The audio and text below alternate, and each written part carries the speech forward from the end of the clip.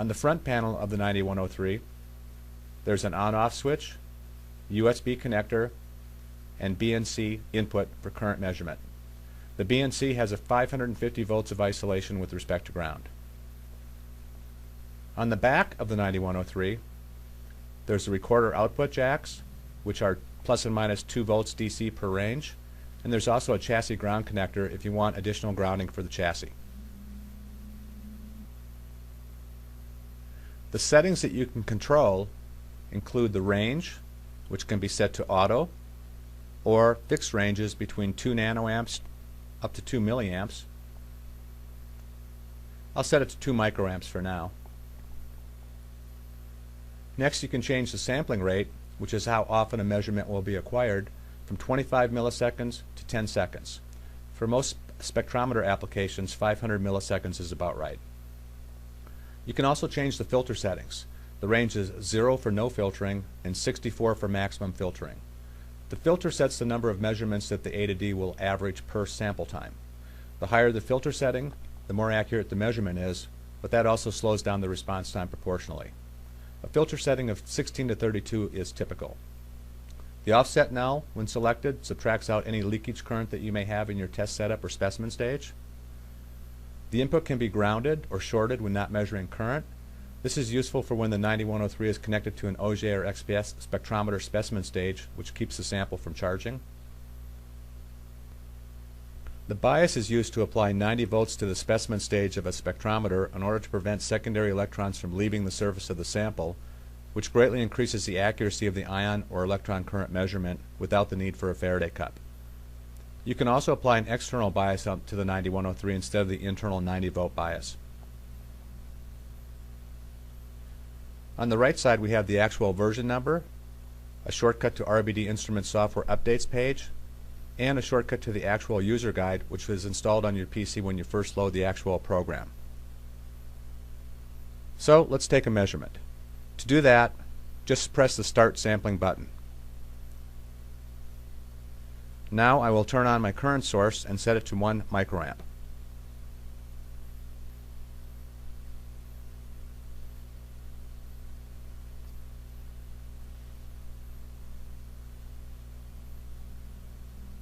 Okay.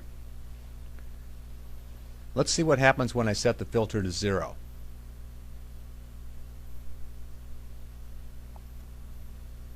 The response is faster, but there's more noise. Now let's change the filter to 64.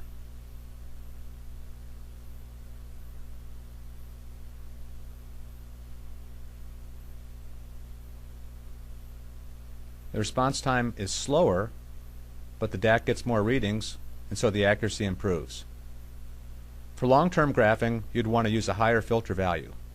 For most applications, though, 16 or 32 is good.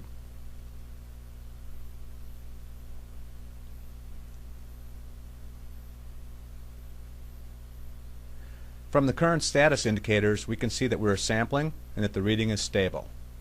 The message light shows that we are communicating with the 9103. Okay, let's stop sampling. Okay, next let's look at the command console. This dialog box is how you load ASCII commands to the 9103. We'll send the Q or query command, and the message box will display the results, which include the firmware build date and how all the control parameters are set. A complete list of all ASCII commands is in the user's guide. If we type S, for example, for sample, we'll get 1 reading.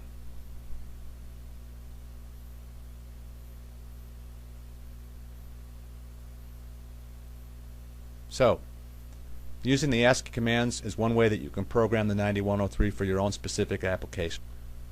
Next up is data graphing. The record options include out of range, unstable, and stability. By default, out of range and unstable are selected. The notation can be engineering with or without units, such as nanoamps or microamps, or scientific notation. I like engineering with units. These options are only for the raw data. The actual graph will always show nanoamps, microamps, or milliamps. The X options allow you to select the time of interest. The Y options include 3 graph types: positive, negative, positive, and negative. You can also set the baseline to 0. Okay, let's record.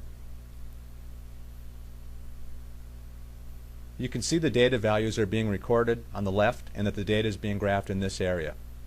Note that the response time is slow due to having a high filter value. The x-axis is showing the acquisition time in seconds. We'll acquire out past 1 minute so that we can look at some of the x options. Graphing current versus time can provide some really useful information that you just don't get with the standard picoammeter, such as beam current stability over time.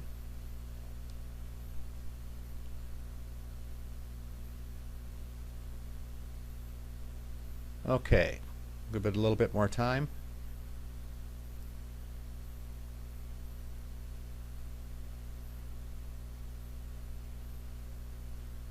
Okay, now let's look at the last minute.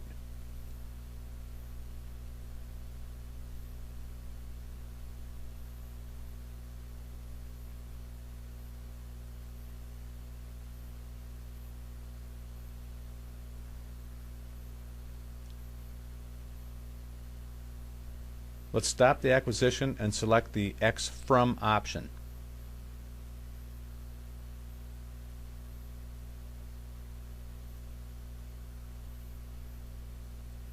If I select this copy, the graph is copied to the clipboard. If I select this copy, the data is copied to the clipboard. Saving the file will save the data to the folder that you specify. If I want to clear the graph, I select the Clear button.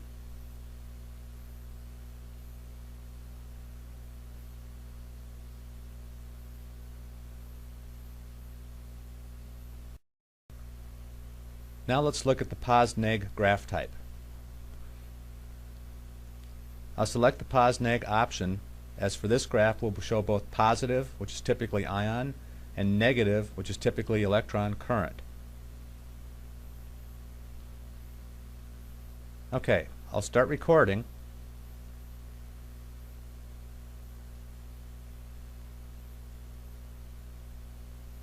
And now let's give ourselves some current. I'll go program in a microamp of positive current.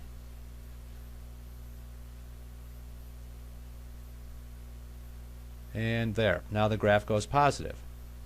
So we're going up to positive 1 microamp. Now let's reverse the polarity on our current source, and we'll see the graph goes negative.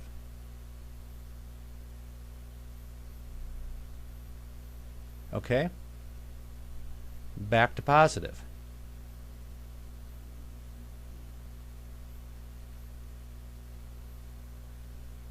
The raw data is being recorded on the left side, and in the graph we can see where I changed the current source from positive 1 microamp to 0.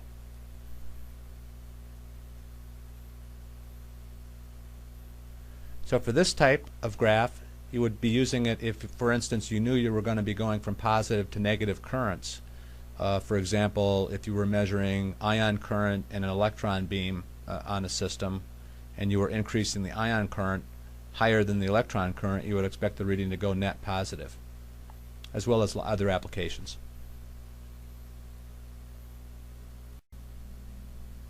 Okay, let's look at the positive graph type. I have to select positive and then start recording.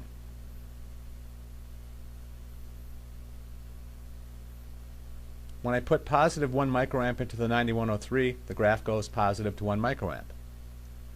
But when I change the polarity to a negative 1 microamp, the display does not go below 0. Only positive values are displayed. Go positive again, and the display comes back up.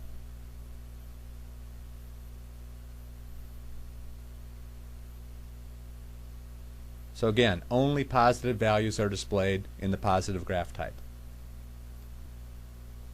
Okay, the third graph type is negative. First, we select the negative graph, and then let's start measuring.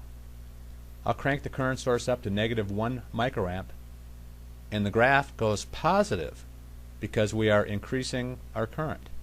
So even though we're graphing negative current, if we have more current, the graph's going to go positive.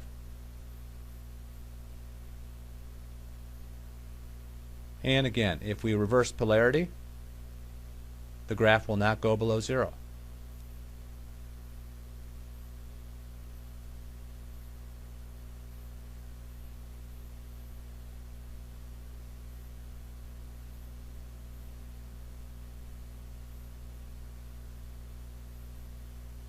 So this graph type is useful for measuring electron currents on a vacuum system or any negative current source. Again, increase the current back up, graph goes positive.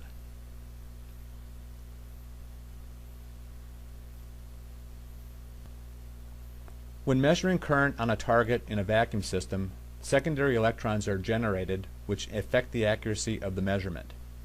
By applying a 90-volt bias to the target, the number of secondary electrons produced is substantially reduced, which gives you a much more accurate measurement. Let's ground the input and select the bias. When we measure current, the bias will be applied and the target will float up. With no input current, the reading is 0. When we stop measuring, the input will be shorted, which will ground the specimen stage. That keeps the target from charging when you're taking data, such as acquiring OJ data or XPS data. So for this mode, normally used on a spectrometer, grounds the target automatically when you're not measuring current. Finally, let's look at the null. First, let me put a slight offset into the current.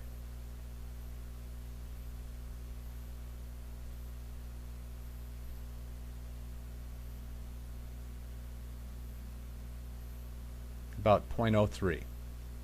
Now when I turn the offset null on, the offset current is subtracted and the reading goes to 0. Now I'll put 1 microamp of current into the picoammeter, and we'll see that when it settles in, it's low by the amount of the offset that I subtracted. If I turn the offset back off, now the reading will come back to where we expect it to be.